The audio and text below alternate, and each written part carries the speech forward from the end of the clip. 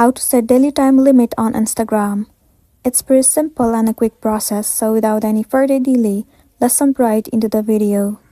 First thing first, head over to your application Instagram. Enter your login credentials and make sure that you are logged in into your specific account. Once you have been logged in, head over to your profile. Then click on this three horizontal line at the top right corner of the screen. In the section of how you use Instagram, head over to time management. You can see the option of daily limit. Right now, this option is turned off.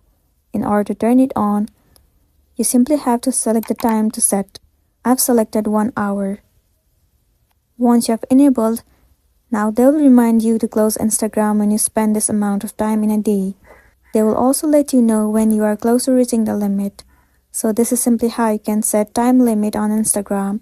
If this video really helped you, give it a like and check out our next tutorial. Thank you.